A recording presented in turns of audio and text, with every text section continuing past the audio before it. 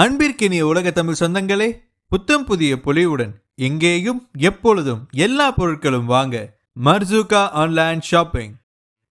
டிஸ்கிரிப்ஷனில் கொடுக்கப்பட்டுள்ள நமது வாட்ஸ்அப் சேனலை ஃபாலோ செய்து கீழ்கண்ட எண்ணிற்கு வாட்ஸ்அப் மூலம் ஆர்டர் செய்தால் போதும். மொத்தமாகவும் சில்லறையாகவும் உங்கள் முகவரிக்கு அனுப்பி வைக்கப்படும். தமிழகம் முழுவதும் இலவச டோர் டெலிவரி உண்டு. வாடிக்கையாளர்கள் அனைவரும் ஆதரவு அளிக்குமாறு அன்புடன் கேட்டுக்கொள்வது மர்சூகா ஆன்லைன் ஷாப்பிங். அஸ்ஸலாமு அலைக்கும். ஆகூர் இஸ்லாமிய தமிழ்ச்சங்கம் ஏடி கிளப் யூடியூப் சேனல் வழங்கும் மனவாழ்வும் மனச்சிதைவும் தொடர் பயான் வழங்குபவர் மௌலவி யாசின் இம்தாதி அவர்கள். ஏடி கிளப் யூடியூப் சேனலை சப்ஸ்கிரைப் செய்யுங்கள்.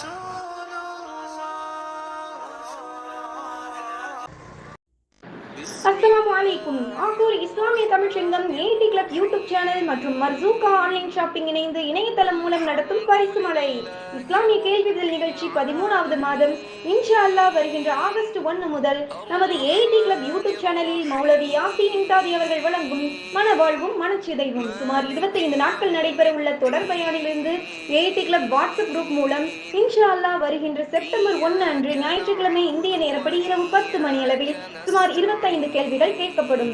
முன்பதிவுக்கு ஸ்கிரீனில் உள்ள வாட்ஸ்அப் எண்ணை தொடர்பு கொள்க. வெற்றியாளர்கள் அறிவிப்பு வருகின்ற செப்டம்பர் 6 ஜூம் காணொலி வாயிலாக நடைபெற உள்ள ஏடி கிளப்பின் மாதாந்திர மார்க்க சொற்பொழிவு நிகழ்ச்சியில் சிறப்பு விருந்தினர் மூலம் அறிவிக்கப்படும். பரிசுகள் மர்சூகா ஆன்லைன் ஷாப்பிங் மூலம் ஆர்டர் செய்து உங்களின் வீட்டு முகவரிக்கு அனுப்பி வைக்கப்படும். மேலதிக விவரங்களுக்கு ஏடி கிளப் வாட்ஸ்அப் குரூப்பில் தொடர்ந்து இணைந்திருங்கள். ஏடி கிளப் யூடியூப் சேனலை சப்ஸ்கிரைப் செய்யுங்கள்.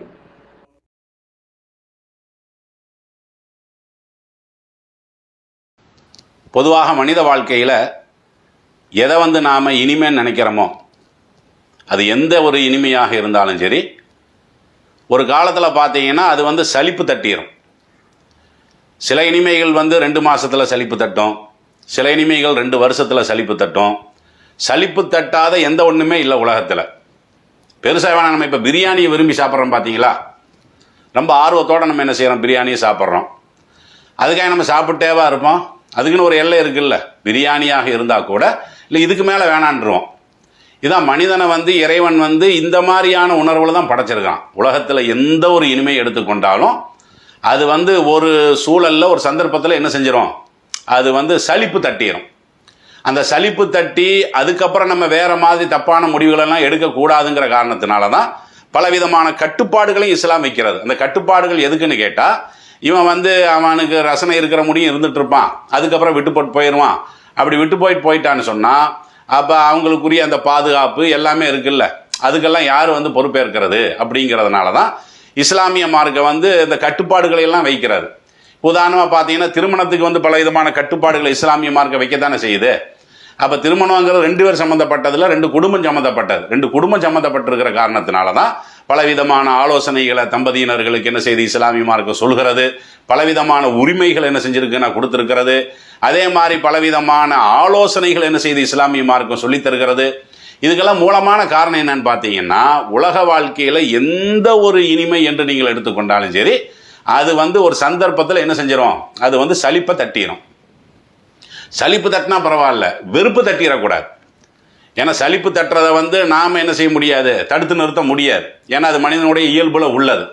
அதே நேரம் இந்த வெறுப்பு தட்டக்கூடிய அளவிற்கு நம்மளுடைய நடவடிக்கைகள் எல்லாம் நம்ம என்ன செஞ்சிடக்கூடாது, நம்ம அமைத்து விடக்கூடாது. அதனால் நம்மளுக்கு பெரிய வருத்தம், பெரிய உளைச்சல் நோயெல்லாம் என்ன செய்யணும்னா பிற்காலத்தில் ஏற்பட்டு போயிடும்.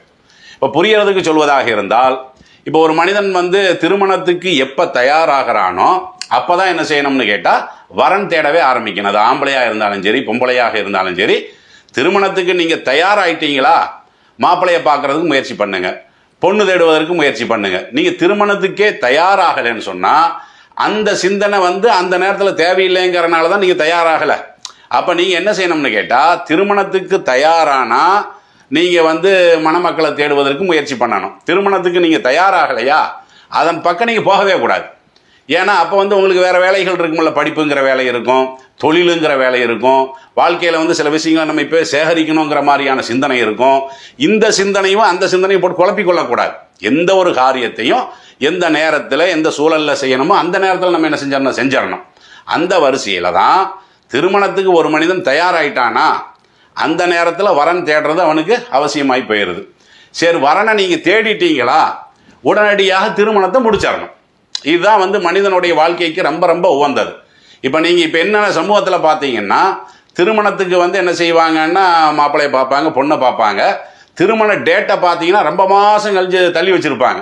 ஒரு வருஷத்துக்கு அப்புறம் நம்ம என்ன செய்யலாம், கல்யாணத்தை வச்சுக்கலாம், 2 வருஷத்துக்கு அப்புறம் கல்யாணத்தை வச்சுக்கலாம்னு சொல்லி என்ன செய்வாங்க, அந்த பெரியவர்கள் வந்து முடிவு செஞ்சு வச்சுருவாங்க. இது வந்து அவர்கள் வந்து ஒரு நம்ம அந்த பின் வாழ்க்கையை யோசித்து இப்போவே முடிவு செய்கிறது நல்லது தானேங்கிற மாதிரி அவர்களுக்கு தோணுகிறது.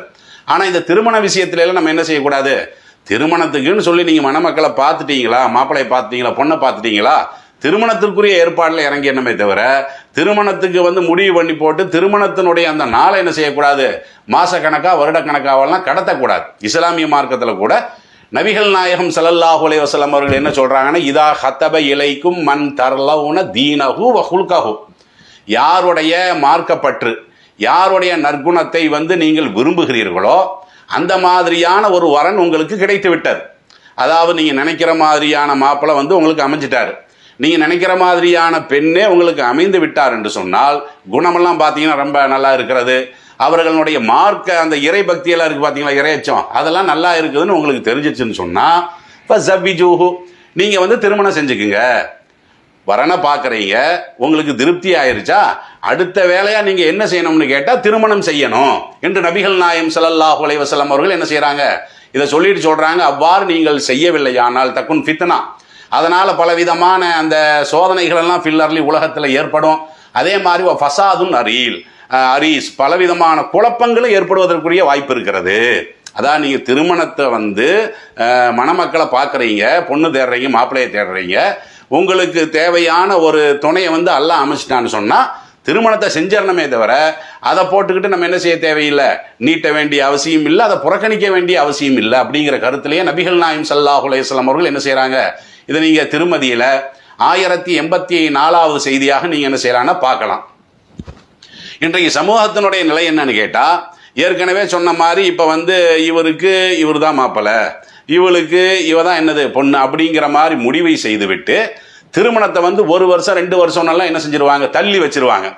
தள்ளி வச்சாவது நம்ம அதை ஓரளவுக்காவது நம்ம என்ன செய்யலாம், ஜீரணித்து கொள்ளலாம். ஆனால் என்னன்னா திருமணத்தை முடிவு பண்ணிடுவாங்களா, கல்யாணத்தை நடத்தியும் வைக்க மாட்டாங்க, நாளையும் பிற்படுத்தி போட்டுட்டு இதற்கு இடைப்பட்ட அந்த நாட்கள் இருக்குல்ல, அந்த மாதங்கள், அதில் என்ன செய்வாங்கன்னு கேட்டால் அந்த பெண்ணிட்ட மாப்பிள்ளை என்ன செய்வார்னு தொடர்ந்து பேசிக்கிட்டே இருப்பார்.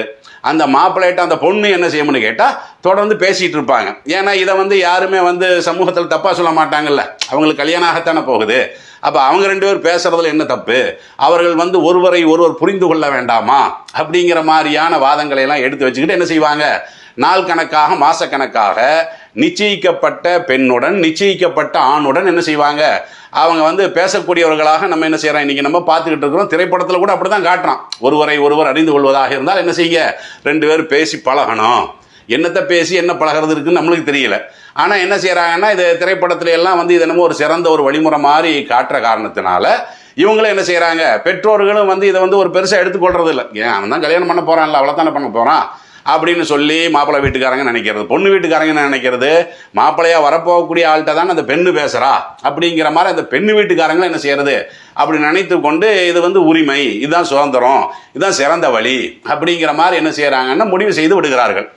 ஆனால் இது வந்து சமூகத்தில் வந்து நல்ல விளைவை ஏற்படுத்தி இருக்கிறதா, நல்ல பயனை ஏற்படுத்தி இருக்கிறதா, விளைவை ஏற்படுத்தி இருக்கிறதான்னு பார்த்தீங்கன்னா இது வந்து பெரும்பாலும் வந்து விளைவைத்தான் ஏற்படுத்தி இருக்கிறது.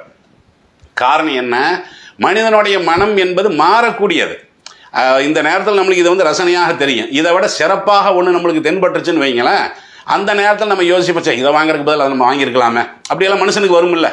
ஒரு பொருளை நம்ம வாங்கிட்டு வந்துடுவோம், வாங்கிட்டு வந்ததுக்கப்புறம் என்னன்னா அதே வேலையில் வேற ஒரு பொருள் தென்படும், இதை விட தரமாக இருக்கும், இதை விட அழகாக இருக்கும் பொழுது நம்மளுடைய மனசு என்ன செய்யும்னு கேட்டால், சரி இதை விட நம்ம அதை வாங்கியிருக்கலாமே, அந்த மாதிரியான அந்த சிந்தனையெல்லாம் இந்த மாதிரி பேசிட்டு இருந்தாங்கன்னு வைங்களாம் ஏற்பட்டுரும். ஆனால் எல்லாத்துக்கும் இப்படி ஏற்படுங்கிறதெல்லாம் கிடையாது.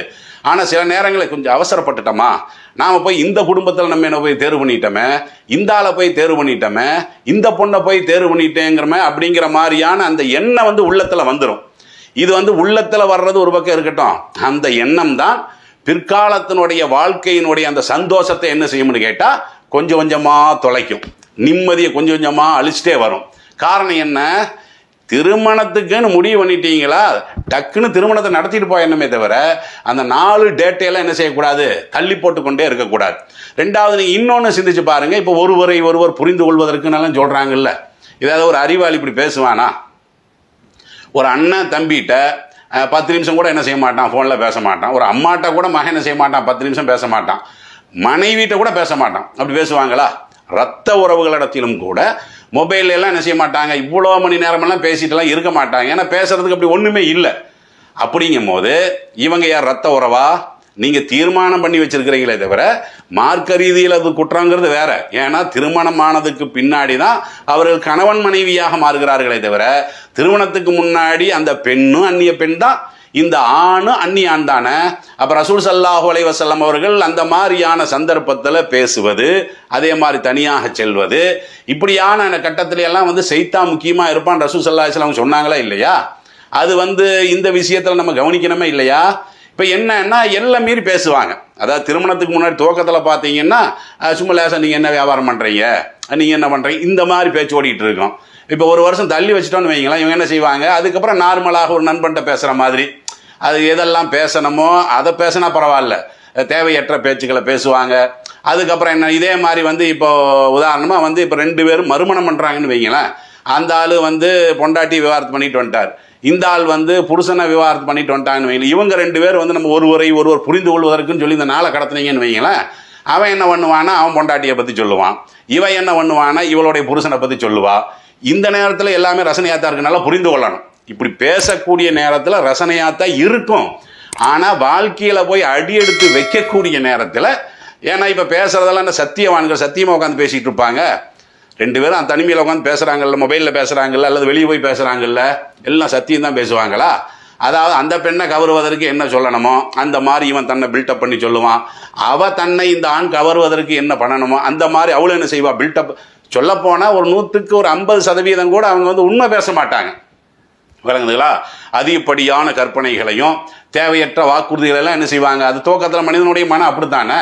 அதான் இதை அடையணுங்கிற நோக்கம் மட்டும்தான் இருக்குமே தவிர அதை வந்து அதுக்கு பின்னாடி என்னவெல்லாம் ஏற்படுங்கிறதெல்லாம் வந்து வாழ்க்கையில் நுழையும் போது தான் தெரியும். அப்போ யாருக்குமே தெரியாது. சில விஷயங்களை தான் நம்ம வந்து படித்து தெரிந்து கொள்ளலாம், சில விஷயங்களை வந்து பார்த்து தெரிந்து கொள்ளலாம், சில விஷயங்களை வந்து நம்ம அனுபவத்தில் கால வைக்கும் போது தான் அதனுடைய வழியாக இருந்தாலும் நம்மளுக்கு 100% புரியும், அதனுடைய இனிமையாக இருந்தாலும் 100% நம்மளுக்கு புரியும். விளங்குதுங்களா? அப்போ இதனால தான் நபிகள் நாயகம் ஸல்லல்லாஹு அலைஹி வஸல்லம் அவர்கள் இந்த மாதிரியான அனுமதியெல்லாம் என்ன செய்யலை, யாருக்குமே கொடுக்க கிடையாது. அப்போ பெருமானார் ஸல்லல்லாஹு அலைஹி வஸல்லம் இதில் இன்னும் என்னன்னு கேட்டால், சில பேர் இப்படி பேசிகிட்டு இருப்பாங்களா, பேசிகிட்டு இருக்கும்போது திடீர்னு அவங்களுக்கு அதிருப்தி வந்துடும். யாருக்கு? அந்த பெண்ணுக்கோ இந்த ஆணுக்கோ அதிருப்தி வந்துடும். இல்லை நான் வந்து உனக்கு கல்யாணம், அவங்க பேசிக்குவாங்க. இந்த 2 குடும்பத்தவர்களும் தேதியை நிச்சயம் பண்ணிட்டு சந்தோஷமாக உட்காந்துட்டு இருக்கிறாங்க, பத்திரிகையை அடிச்சுக்கிட்டு அதற்கான முயற்சிகளில் 2 குடும்பமும் என்ன செய்யுது, அவங்க வேலையை பார்த்துக்கிட்டு இருக்கும் போது இவர்கள் பேசி என்ன செய்வாங்கன்னா, ஏன்னா உரிமை தானே, இன்னைக்கு காலத்துலலாம் நம்ம பார்க்குறோம்ல, இந்த வாடா போடான்னு பேசுறது, இதெல்லாம் வந்து இவங்களுக்கு என்ன தெரியுது, என்னமோ ஒரு பிரிய மாதிரி பாசம் மாதிரி. அதாவது கணவனை வந்து வாடாங்கிறது போடாங்கிறது, வாடிங்கிறது போடிங்கிறது, இதெல்லாம் வந்து அந்த நேரம் தான் ரசனையாக இருக்கும். விளங்குதுங்களா? நீங்கள் கணவனை கூட்டிகிட்டு போகும்போது ஒரு திருமண பந்தத்தில் கல்யாண வீட்டுக்கு கூப்பிட்டு போகிறேன் வாடான்னா அவன் சும்மா இருப்பானா? அந்த இடத்துல செருப்பு கழட்டி உங்களை அடிக்கத்தானே செய்வான். அப்போ நீ தனியாக இருந்து பேசுறது அது என்னன்னா எல்லாம் சும்மா வார்த்தை ஜாலம் தான். விளங்குதுங்களா? இதெல்லாம் மனிதனுடைய ரசனைக்கு இருக்கக்கூடிய சில செய்திகள், இதெல்லாம் நீடிக்கக்கூடிய செய்தியாகவெல்லாம் என்ன இல்லை. அப்போ இந்த மாதிரி என்ன ஆகுதுன்னா, சில பேர் இப்படி பேசிட்டு அவங்களுக்குள்ள கருத்து வேறுபாடு வந்துருச்சுன்னு வைங்களேன், நான் இவ்வளோ கல்யாணம் பண்ண மாட்டேன்ருவான். அவன் என்ன சொல்லுவா, இவனை வந்து எனக்கு கல்யாணம் பண்ணி வைக்காத, நான் சம்மதிக்க மாட்டேன். இப்போ என்ன ஆயிரும், 2 குடும்பத்தவர்களும் இணைஞ்சு தான் போய் பார்த்துருக்காங்க, தேதியை முடிவு பண்ணியிருக்கிறாங்க. அவங்களுக்கு ரொம்ப கை சேதமாகி போய் கடைசியில் அந்த 2 குடும்பத்துக்கு மத்தியில் விருப்புகளும் இப்படியெல்லாம் எத்தனை விஷயங்கள் வந்து அன்றாடம் நடந்து கொண்டிருக்கிறது.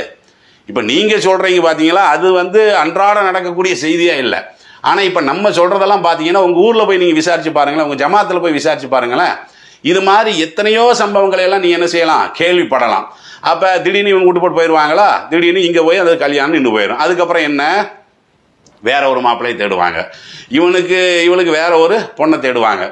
அப்படி தேடி அவர்கள் கரெக்டாக வாழ்ந்துட்டாங்கன்னா சரி, அவர்களுக்குள்ளேயும் பிரச்சனை வந்துருச்சுன்னு வைங்களேன், அப்போ இதுக்கு பதிலாக நம்ம அவங்களே கல்யாணம் பண்ணியிருக்கலாமே அப்படின்னு சொல்லி இந்த நினைவுகள் இருக்குல்ல, அதாவது திருமணத்துக்கு முன்னாடி நீங்கள் 5 மாதம் 7 மாதம் பேசிட்டு இருந்தீங்கல்ல, அந்த நினைவுகள் நீங்கள் ஒருவனுக்கு மனைவியானதற்கு பிறகு, நீங்கள் ஒருவனுக்கு கணவனானதற்கு பிறகு ஒரு சின்ன அதிருப்தி ஏற்பட்டால் கூட அதை என்ன செய்வீங்கன்னு யோசிச்சு பார்த்துக்கிட்டே இருப்பீங்க. இதெல்லாம் என்னதுக்கு தேவையில்லாத உளைச்சல் நோய் என்னத்துக்கு வணங்குதுங்களா? வாழ்க்கைங்கிற இதெல்லாம் கிடையாது. நீங்கள் அரை மணி நேரம் பேசுறதுனால எல்லாம் அப்படி பயங்கரமாக அப்படி கட்டி பிடிச்செல்லாம் வாழ்ந்துடலாம் மாட்டீங்க. வாழ்க்கைங்க இதெல்லாம் வந்து ஒரு திருமணங்கிறது யதார்த்தமாக எளிமையாக நடக்கக்கூடிய ஒரு விஷயம்தான். இதுக்கு பெரிய அப்படி தியாகம் பண்ணி பயங்கரமாக சிந்திச்சு சிந்தனைக்கெல்லாம் இதில் ஒரு இடமும் இல்லை. உங்கள் வீட்டில் அம்மா அப்பா எப்படி வாழ்கிறாங்க அந்த மாதிரி தான் நீங்களும் வாழ போகிறீங்க. அதே மாதிரி தங்கச்சியும் மச்சானும் எப்படி வாழ்கிறாங்க அப்படித்தான் நீங்கள் வாழ போகிறீங்களே தவிர, நீங்கள் 50 வருஷம் காதலிச்சு கல்யாணம் பண்ணாலும் சரி, அல்லது பெற்றோர்களால் நிச்சயிக்கப்பட்டு கல்யாணம் பண்ணி வச்சாலும் சரி, எப்படி நீங்கள் திருமணம் பண்ணாலும் சரி, வாழ்க்கையில் நுழையும் போது தான் உண்மையான முகத்தை நீங்கள் பார்ப்பீங்க. உங்களுடைய இப்போ நீங்கள் பேசுகிறீங்கல்ல, அந்த கணவனுடைய உண்மையான முகம் 10 நாளில் உங்களுக்கு தெரியும். அந்த மனைவியினுடைய உண்மையான முகம் 10 நாளில் உங்களுக்கு தெரியும். அந்த நேரத்தில் பொறுத்து சகித்து இப்படி போனால் தான் அது உருப்படுமே தவிர, நாம் நினைக்கிற மாதிரியெல்லாம் என்ன இல்லை. இன்னும் சொல்ல போனால் மார்க் அப்படி சொல்லவே இல்லை. அல்ல இந்த மாதிரியான பந்தத்தை பற்றியெல்லாம் அல்ல என்ன சொல்கிறான், இந்த கணவன் மனைவி பந்தத்தை பற்றி எல்லாம் சொல்லும் போது இதில் வந்து உங்களுக்கு அத்தாட்சி இருக்குதுங்கிறான். ஏன்னா இந்த பந்தமெல்லாம் இறைவன் ஏற்படுத்தக்கூடியது. நம்மெல்லாம் வந்து அப்படி உருவாக்கிட்டெல்லாம் என்ன செய்ய முடியாது, போக முடியாது. பெருசாக வேணாம். இப்போ இன்றைக்கி வந்து ஒரு ஆளை வந்து இப்போ நான் வந்து என்ன செய்கிறேன், பொண்ணு பார்க்குறேன்னு வைங்களேன், தேதி முடிவு பண்ணலை, ஆனால் பொண்ணு பார்த்துட்டு இருக்கேன்.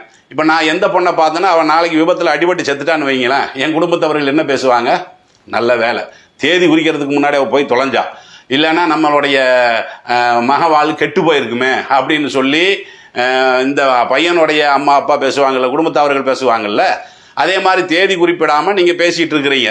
அப்படி பேசி கொண்டிருக்கக்கூடிய நேரத்தில் இப்போ கணவன் வந்து ஏதாவது ஒரு விபத்தில் போயிட்டான், அல்லது வந்து ஒரு போலீஸே பிடிச்சிட்டு போயிட்டான்னு வைங்களேன், நல்ல வேலை நம்ம தப்பிச்சோம், இவனை கட்டியிருந்தால் நம்மளுக்கு பெரிய சோதனை அப்படி சொல்லுவாங்கள்ல. எப்போ சொல்லுவாங்க, தேதி குறிக்கிறதுக்கு முன்னாடி.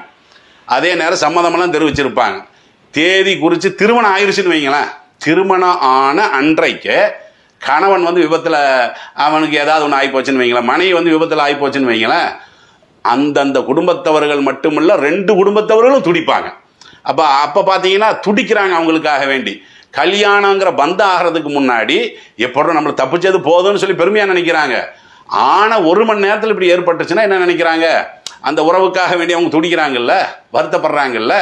அப்போ இந்த வருத்தம், இந்த பாசம், இந்த இணைப்பெல்லாம் யார் கொடுக்கறது, இறைவன் கொடுக்கறதான். விளங்குதுங்களா?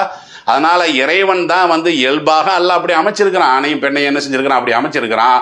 எதை நீங்கள் சிந்திக்கணும்னு கேட்டால், திருமணத்துக்கு முன்னாடி நீங்கள் முயற்சி பண்ணுறீங்களா, நம்ம எப்படி வாழணும், எந்த இடத்துல நம்ம வாழ போகிறோம்.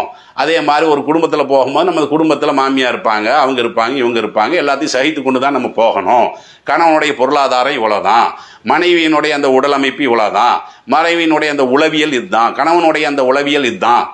இது மாதிரியான இயல்புகளை எல்லாம் படிச்சுட்டு உள்ளே போனால் போதுமே தவிர, திருமணத்துக்கு முன்னாடி உட்காந்து 1 வருஷம் பேசிக்கிட்டு இருக்கிறது, அல்லது திருமணத்தினுடைய தேதி நிச்சயிக்கப்பட்ட பிறகு பேசிக்கிட்டு இருக்கிறது, இது எல்லாமே நம்மளுக்கு என்ன செஞ்சிடும், பிற்காலத்தில் வேதனையைத்தான் பெற்றுத்தரும்.